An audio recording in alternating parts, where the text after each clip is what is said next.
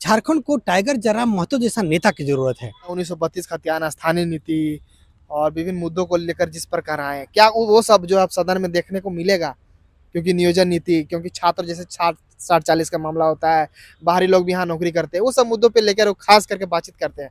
अब एक तरह से विधायक बन गए, क्या विधानसभा सत्र जब चलेगा उस समय ये सब मुद्दों को उठाएंगे? क्या लग रहा है आपको? का वासी कौन है जो झारखंड में अभी रह रहा है, ठीक है, वो झारखंड का वासी है। कम से कम कट ऑफ डेट जो है। हमारे साथ एक युवक नजर आ रहे हैं, इनसे अभी हम झारखंड को लेकर चर्चा करेंगे और जानेंगे कि झारखंड में जो अभी चुनाव हुआ, झारखंड इलेक्शन 2024, झारखंड चुनाव 2024, और आप जान रहे हैं कि फिर से जो है इंडिया गठबंधन की सरकार बन गई है, कांग्रेस, जेएमएम, आरजेडी की। माले भी उसमें शामिल है, अच्छा खासा बहुमत है।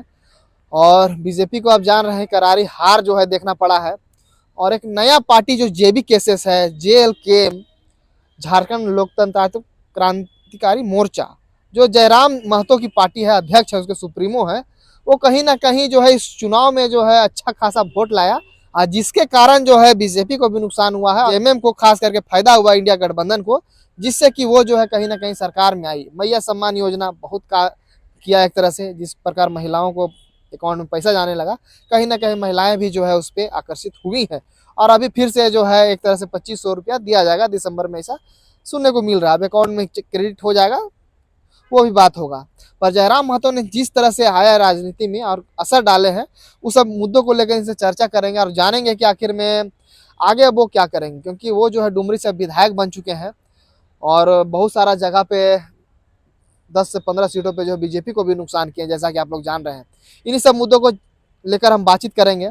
और आप समझ सकते हैं कि जितना डुमरी हो क्षेत्र, आप मांडू देख लीजिए, चंदन क्यारी देख लीजिए, गोमिया देख लीजिए, अच्छा खासा वोट जो है सेकंड नंबर पे लाए हैं। थर्ड नंबर पे जो कहीं कहीं बीजेपी भी रही है, जैसे चंदन क्यारी हो गया, गोमिया हो गया। इन सब मुद्दों को लेकर हम इनसे बातचीत करेंगे। और आगे आप समझ रहे हैं कि जयराम महतो जो हाँ जहाँ भी जा रहे हैं, फिल्मी स्टाइल में सब जगह काम कर रहे हैं। क्या झारखंड में और कुछ बदलाव आएगा? अभी जो है फिलहाल जो है विधानसभा का सत्र शुरू नहीं हुआ है, वहाँ पे क्या होने वाला है, उन्हीं सब मामलों को लेकर इनसे हम बातचीत करेंगे। क्या कहिएगा? देखिए, आपके वीडियो के माध्यम से बोलना चाहते हैं कि पहले तो हम जयराम महतो जी को बहुत ही धन्यवाद देना चाहते हैं कि वो जीते न। हम लोग की बहुत इच्छा था कि वो जीत जाते चुनाव न। और एकदम जो है उनके विधानसभा डुमरी के लोगों को बहुत धन्यवाद देना चाहते हैं कि उन्होंने उनको भरोसा किया और उनको जिताया उन्होंने न। टाइगर जयराम महतो को हम अपने तरफ से जो है एकदम धन्यवाद देते हैं। और बहुत विश था हम लोगों का, सभी छात्रों को, जो झारखंड में जो छात्र हैं उनका विश था कि वो जरूर जीते न, और जीत करके छात्रों के मुद्दे को जो है विधानसभा में रखाएं न। और जिस तरह से गड़बड़ी चलता है, घूस लेकर के नौकरी देना, इस तरह से करना, उसके ऊपर मुद्दा उठाएं और झारखंड को आगे ले जाने में मदद करें।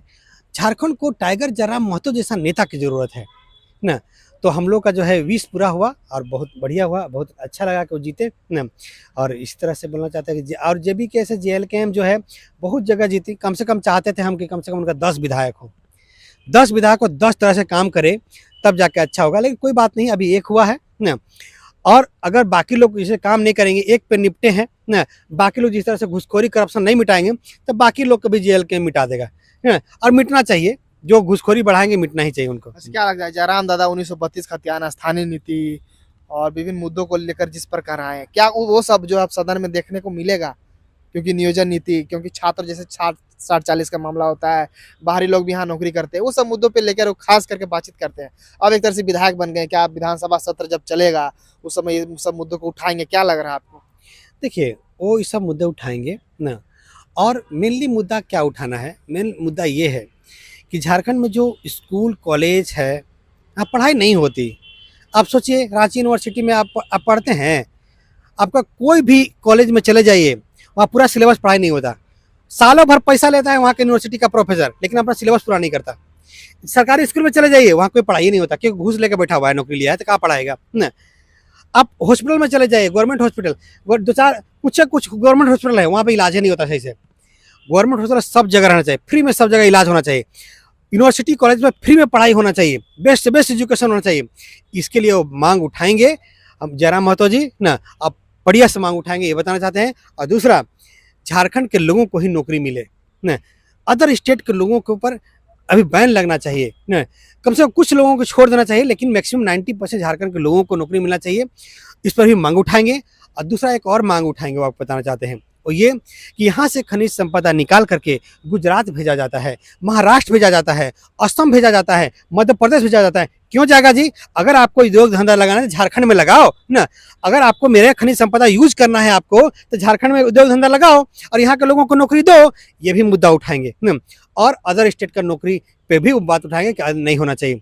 यही बताना चाहते हैं। क्या लगता है 1932 खतियान को बात करते हैं, लागू हो पाएगा झारखंड में, क्या लगता है? क्योंकि जेएमएम जो है वो भी बोलती है कि हम तो पास करके एक तरह से भेज दिए हैं केंद्र को, वो जो अपना बात को रख देते हैं, और जयराम महतो बोलते हैं कि नहीं, हम सरकार पे आते तो हम इसको जो उठाते। अब क्या होगा इस मामले में, क्या लग रहा है आपको? देखिए 1932 जो खतियान वाला बात है, ठीक है, नहीं है, वो लागू होना चाहिए।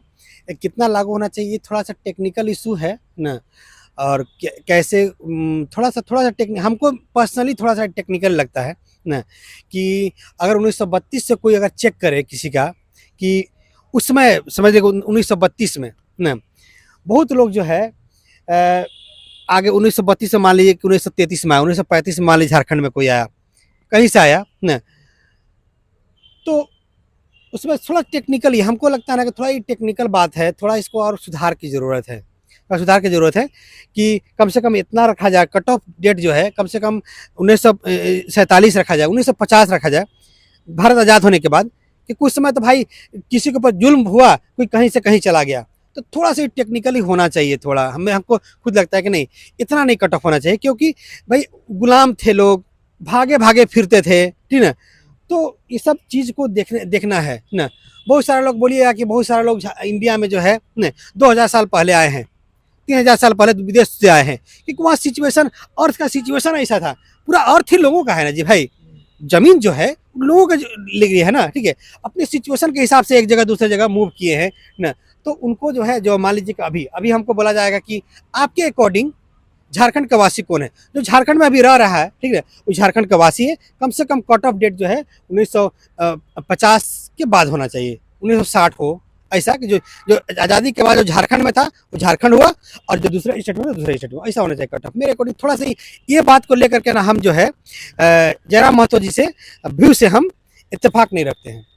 थोड़ा कट ऑफ डेट ठीक होना चाहिए इसका, ये बताना चाहते हैं। अच्छा, क्या लग रहा है उनके झारखंड में आने से राजनीति पे एक तरह से बड़ा उथल पुथल हो गया है, बहुत सारे पार्टी को फायदा भी हुआ, इंडिया गठबंधन को, और बीजेपी को खास करके नुकसान हुआ, क्या कहिएगा?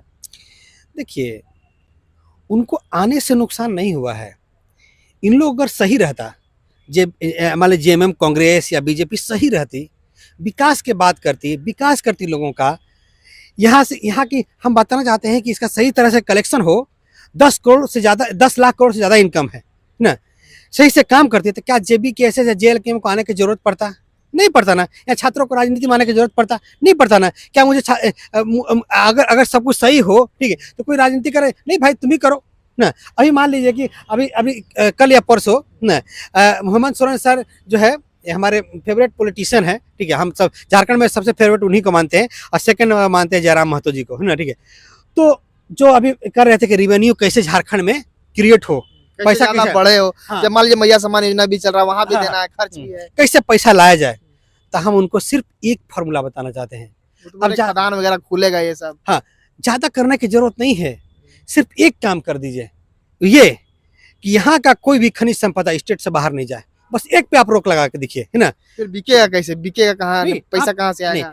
आपको बेचना नहीं है, आपको खनिज, आपका उद्योग धंधा लगाना है, आप मेरे यहाँ लगा के आइए, मेरे यहाँ आइए, लगाइए।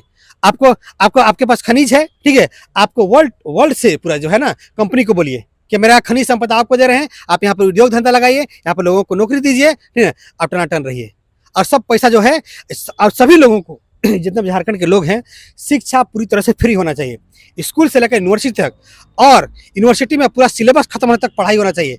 और यूनिवर्सिटी में जो पढ़ाई करे, जो स्कूल में पढ़ाई करे, अभी कम से कम 20 सालों तक, 25 सालों तक फूडिंग फ्री होना चाहिए। क्यों? क्योंकि यहाँ के लोग गरीब हैं, पढ़ नहीं पा रहे हैं, क्योंकि वो पढ़ेंगे ना तो उनको खाने के लिए पैसा नहीं है, बताइए।